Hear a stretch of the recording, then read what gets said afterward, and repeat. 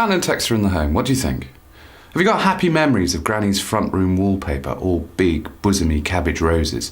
Safe, comforting, but a little dowdy? Or are you fascinated by how sensual, how exciting pattern and texture can be? Either way, I know what you're thinking. I know that you're thinking that pattern and texture are difficult to use. They're scary. But like so much else in interior design, there are basic rules there to help you get it right.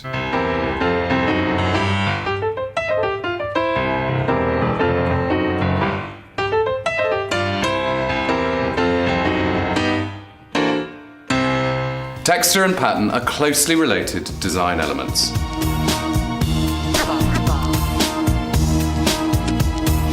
Using texture is neither difficult nor expensive, but it's so often overlooked. There is something inherently satisfying about a repeated design, and every culture has evolved different ways of making patterns. Pattern has never been so widely accessible, but like every other element in the interior, you need to know how to use it successfully. Here in our secret scientific studio laboratory, we've recreated the average British room, and I'm going to use this to show you how pattern and texture can soften sharp angles, create a period atmosphere, even trick you into thinking that a room is bigger than it actually is. We'll find out how certain patterns have a phenomenal ability to disguise badly proportioned rooms. Nowadays, busy, exciting patterns are more often to be found on gallery walls, or in this case, floors. Now, I'm not saying that you should have stripes on your living room floor. I just want you to be a little less timid when thinking about pattern, because pattern is a brilliant carrier for personality. Think romantic, think florals, think cabbage roses, think gardens of romance, think poppy. Think swirly, think nightclubby, think scary, sexy images, think pinstripe, think upright, think stiff upper lip, think damask, rich, sexy, sensual damask, think Venice, think Florence. Ooh, I need a cold shower.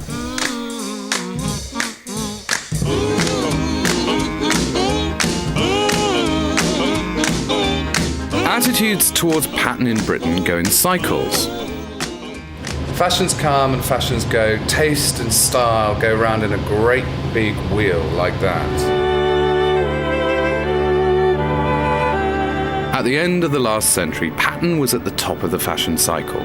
The Victorians adored pattern.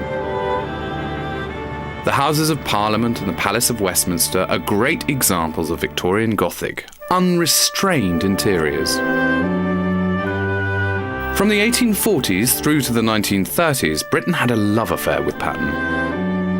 Indeed, most of our houses were designed with pattern in mind. Houses like this. Most of the houses in this country were built for pattern. In that, most of the houses in this country were built between 1880 and 1930, the heyday of pattern. And in fact, pattern then was actually a social issue. When you think that pattern is not essential for life, it's not essential for comfort, it's not essential for living, it's a twiddly bit you add on at the end when you've got a bit of money. So therefore, the more pattern you've got, theoretically, the posher you are. And that's why you end up with rooms like this. But pattern can be used in a modern way, and this house does have great potential. Remember, the first thing you need to do before you start any work is really understand the room. It's a nice space, actually. For its girth, it's got quite a high ceiling, and there's a huge amount of light flooding in, obviously a south-facing window. Rather eccentric picture rail height, which worries me slightly. And of course, there's no aesthetically satisfying focal point, no fireplace, just a black squat television in the corner. Sort of thing you see all over the place. How often do you see pattern like this, though? I mean, this is scary. This is borderline criminal. So how has pattern managed to murder this room? Let's conduct an autopsy. It boils down to two basic fatal blows to the heart: scale and balance. Scale's wrong, and there's no balance at all. My rescue package in here revolves around pattern and texture. There's a lot of hard, quite sharp architecture, which would do well to be softened by the right kind of wallpaper, right kind of scale, right kind of colourway. And then take out the picture rail, run the pattern right the way up so it meets the ceiling to draw attention to the height of the room. Natural materials, gorgeous textures that you can caress with your fingertips and enjoy with your eye. Pattern is usually one of the first things we see when we go into a room. I can't imagine anyone managing to dodge this wallpaper visually. It's worth remembering that the eye is constantly seeking out stimulation, and an area of pattern, when it's used correctly, will always act as an eye magnet for your mind to explore it, to get interest from it. But it's not just us grown-ups that feel like this. Science has proved that we need a certain level of visual stimulation at a very early age. Our visual development relies on an understanding of pattern. Experiments have been carried out by vision scientists to understand how babies learn to see. By monitoring brain waves, the responses to various patterns are measured. The results have shown that babies are always more interested in busy patterns. The brain needs stimulation in order to develop. And a certain degree of patterning on a wallpaper is probably a good idea, something to develop the visual part of the brain, which is at the back here, which responds to orientations of lines, to patterns, and then, of course, to objects as well. So if you don't give it enough stimulation, the back of the brain, the visual part, probably won't develop properly. On the other hand, if you give it too much and you really blast it with all sorts of complicated jazzy patterns, that could be a jolly bad idea. And I don't know exactly what the optimum is, but I suspect that wallpaper designers have quite a responsibility for nursery wallpapers. In our brains, we have little neurons that respond to lines and edges and bars. So if you have a very busy pattern, a lot of these neurons are stimulated and you'll see a lot of brain activity. If, on the other hand, you have a blank wall, far fewer neurons will be stimulated and you'll show far less brain activity. This is something we've known since the 1970s or earlier. So what's interesting is that busy, bright patterns are very arousing. They get our visual system going, whereas plain blank colors make our visual system respond much less. And there seems to be a happy medium between how much we want to be stimulated and how much we want to be soothed. Complete sensory deprivation is not a pleasant experience, but equally, living in a tiny room with flock wallpaper and different matching sofas is also very unpleasant. We like a compromise. So, if human beings are instinctively drawn to and excited by pattern, and we've all grown up in a country with such a rich pattern heritage, then why now are we so scared to surround ourselves with the stuff?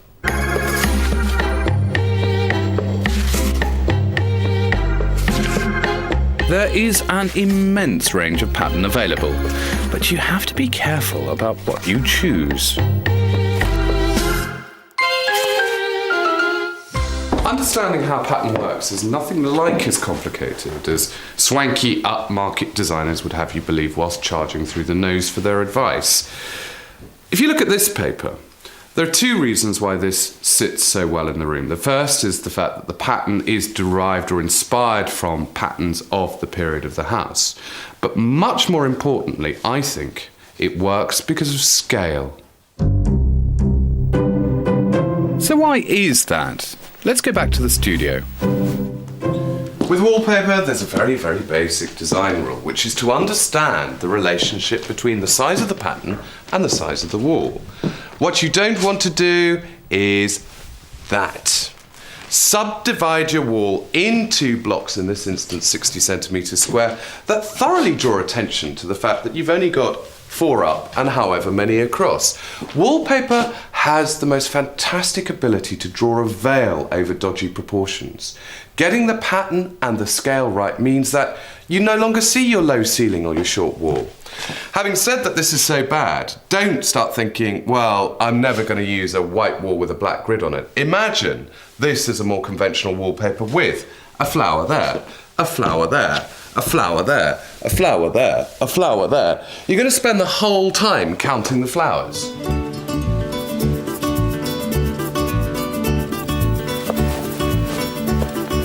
So, the first rule to understand is how scale and strength of pattern has to be carefully chosen for the room. Too bold a pattern, as in here, will have the effect of closing down a space. It's one thing being so brutally dismissive about a wallpaper being the wrong scale, but what does that mean? If you look at this wallpaper, there's a dominant feature which, should we call it a cannabis leaf, just for the sake of argument? And then, measuring the space in between the cannabis leaves vertically, we've got about 70 centimetres, which is about 28 inches. Now, what has happened is that because the picture rail's so low, we've only got 3 cannabis leaves in a row. Instantly, the ceiling's been brought down and the room's been brought in. This wallpaper, scarily, would in fact look better in a much larger room. So, what sort of wallpaper should we have in our room?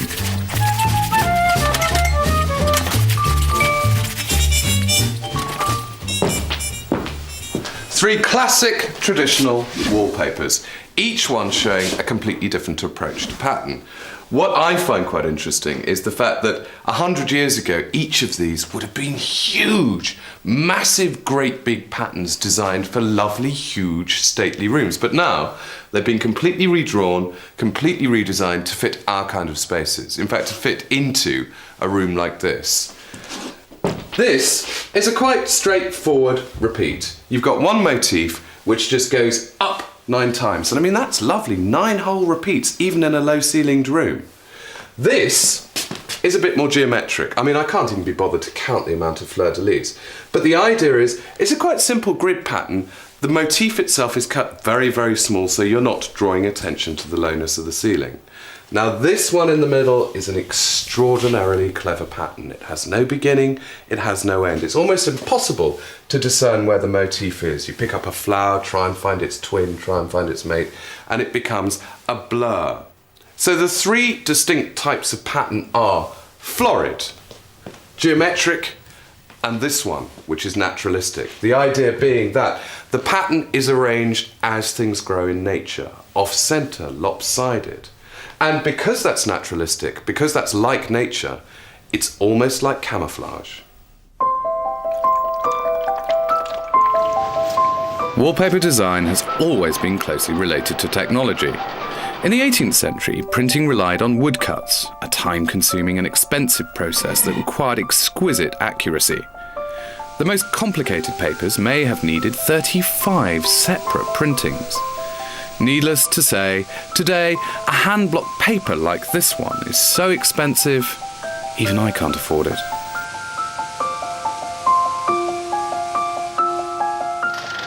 From 1840, patterned wallpaper became available to the masses and remained at the forefront of interior design right through until the 60s, when it really was the only way to keep up with the Joneses. It's the new Crown vinyl wall covering. John's just finished papering with it.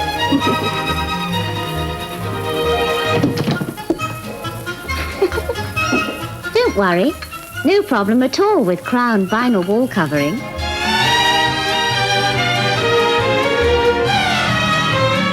But why did he throw the trifle at it? He doesn't like trifle. He doesn't like coffee either.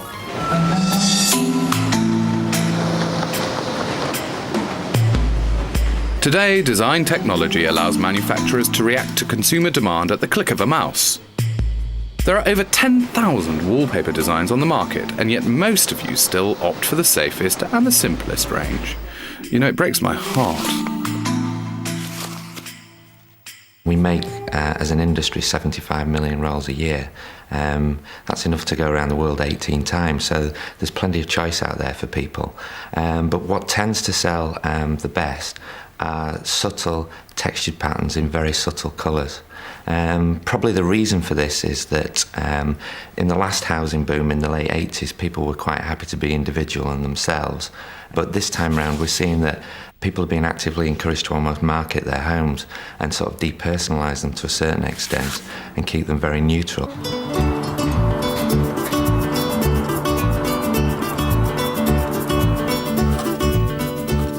You see, I do understand you lot, and because I know you're all pattern scaredy cats, I've chosen a very subtle but nevertheless elegant floral pattern for the front room at number 37. The other changes I want to make in here include reinstating the fireplace to provide a more pleasing focal point than the television, and the picture rail has to go. Because I have absolutely no intention of using the picture rail to hang pictures from, I feel quite comfortable in the concept of removing it altogether, because I want this room to be an uninterrupted sea of pattern from the skirting right the way up to the ceiling. Elegant, dignified, restrained, but homely. Had I chosen a geometric design of wallpaper for this room, the effect would have been completely different. Geometric patterns often derive inspiration from our classical past, and in fact, the late Georgians used them to draw attention to the rhythm and symmetry of their architecture.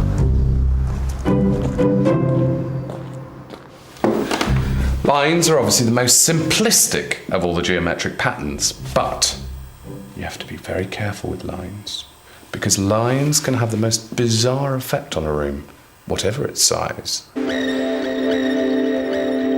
An extreme example of how lines can change a space. Here, the artist Jim Lambie has changed our perception of the Tate Gallery by applying coloured tape to the floor.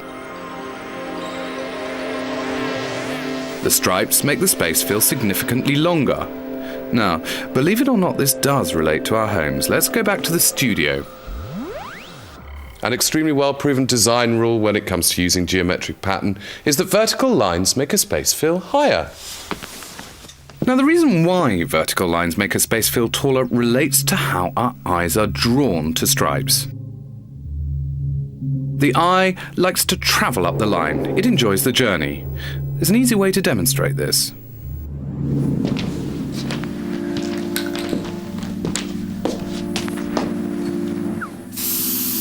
The Muller-Lyer illusion is one of the most famous visual tricks.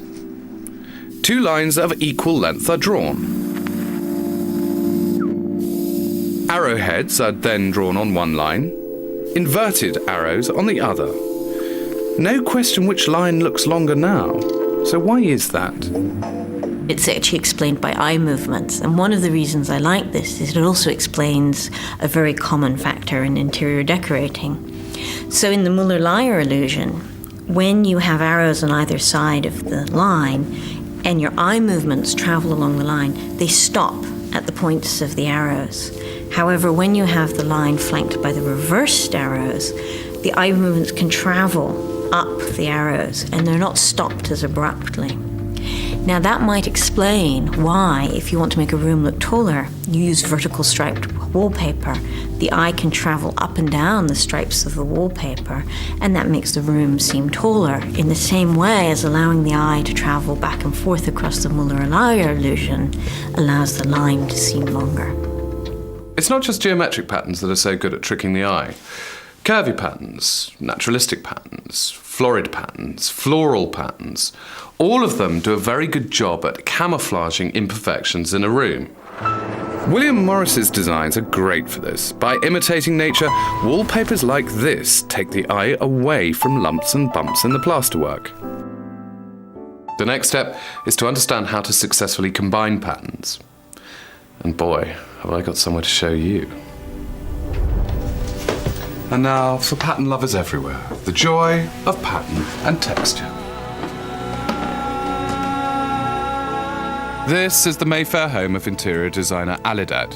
It's a one-off, a brave, bold, daring fusion of all sorts of patterns and texture.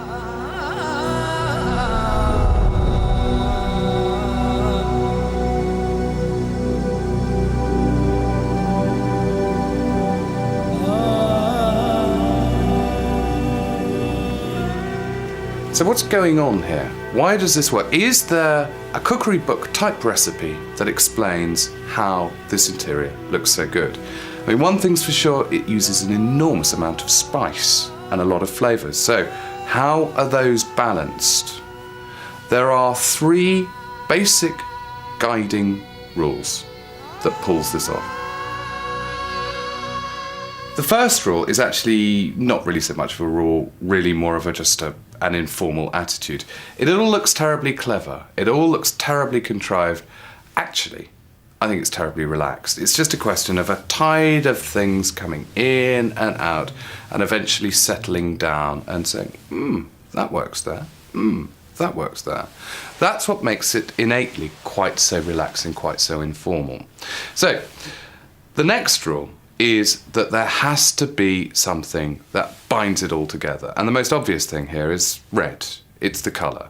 Red's a great base for this kind of project because it doesn't clash with itself. That's one red, that's another red, that's another red, but it all just sort of sits together. So, colour is the thing that is completely wrapping it together. The next thing that makes it work is this concept of family resemblance. All of the patterns, all of the textures have a relationship with each other, like grandpa to grandson, like great-aunt Maud to her niece. And in this instance, the family resemblance is based on geography and culture, in that most of the patterns in here are derived from Islam. And then the final rule, the clever rule, is scale. Back to scale. Okay, imagine that all the pattern on the wall disappears instantly. It's gone. It's just plain red. Look at the sofa, look at the table. What's the thing you see first? That huge, giant, great big red poppy heads being a very, very badly behaved, attention-seeking pattern in the corner of the room. Totally engulfing and totally swamping the more delicate patterns on the sofa and the carpet. What's so clever about this space is that that is not the biggest, not the most eye-catching pattern in the room at all, because look at the pattern on the walls. That is huge. That is instantly reducing the scale of these things. The other thing that works so well about the pattern on the wall is the fact that there's very little contrast in there. It's knocked back, it's aged, it's very, very well behaved.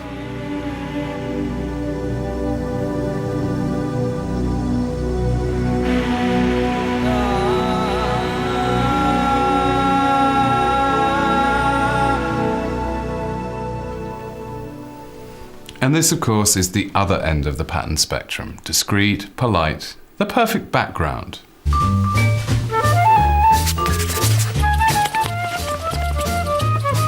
Little teeny tiny decorating tip. Another advantage of this kind of design is that it's really easy to line up. Go on, have a go. So what is this pattern doing for this room? Fundamentally, it's distracting the eye, taking the mind away from the corners and the edges. It's flattening the space off, but at the same time making it more homely. When you think about it, pattern is nothing more than two-dimensional texture. It's visual texture. But why not make that leap and actually go for a room you can touch and feel?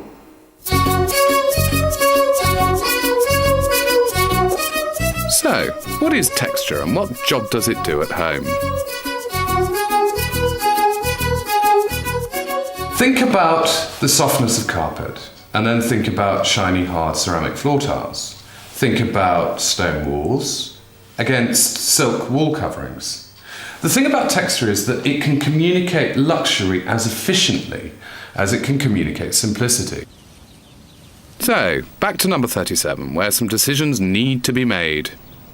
I've got a series of gorgeous things which I need to pick and mix and match together to create a mood board for this room. So I'm looking at everything that I've got, and I've got a bit of wool carpet with a nice texture to it.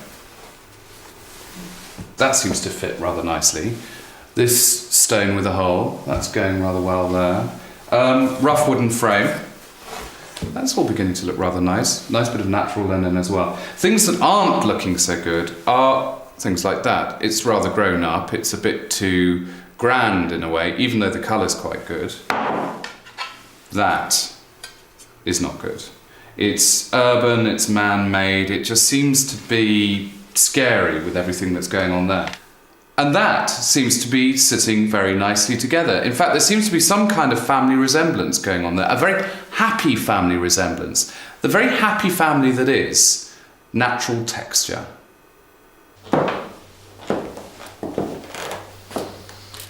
Roughness, naturalness, the homespun, those aren't the only textures, of course. In fact, imagine how dull the world would be if they were. Texture can also be silky, it can be glossy, it can be luxurious, it can be refined. Texture is extremely important to humans, I think because we're so tactile, but it remains one of the most undervalued of all the senses.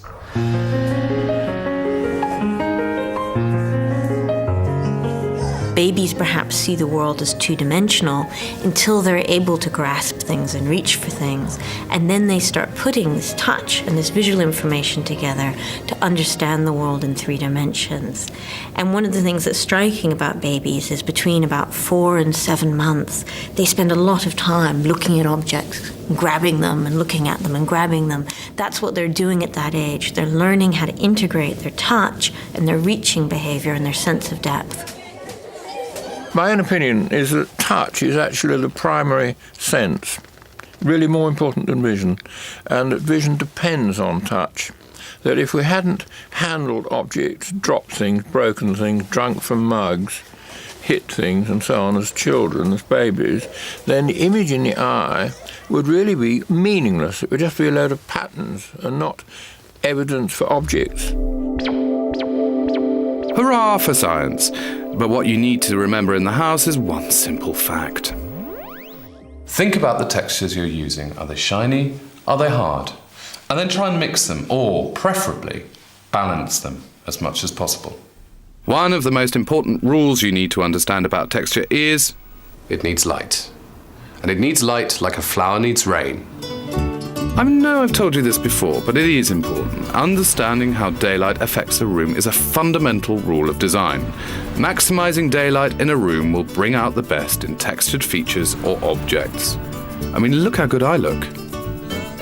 Light isn't the only thing to be affected by texture.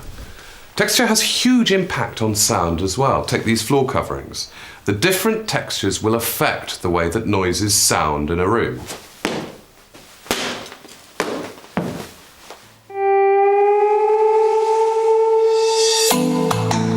Back at number 37, work is complete. Remember this room? By replacing the greige wallpaper with this elegant floral pattern, the room feels significantly larger. Removing the picture rail has also helped make the room feel taller. By reinstating the fireplace, the room once again has a principal focal point. Fabric is always going to be one of the key textural elements. Here, the red shiny material used on the sofa contrasts with the natural textures in the room and provides visual interest. The design in this room relies on texture and pattern to give it the warmth and character that it was so lacking before. So, pattern can be modern, pattern can be well behaved, which is very, very good news for a room like this, in fact any room, because of course pattern smooths over the bumps and fills in the hollows.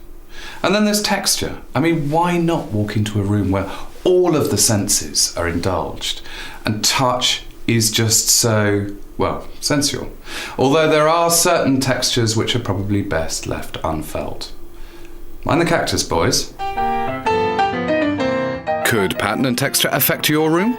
Could you use them to your advantage? Find out more on our website, www.bbc.co.uk/homes. Next week, Design Rules is all about how the finishing touches in a room can transform a house to a home.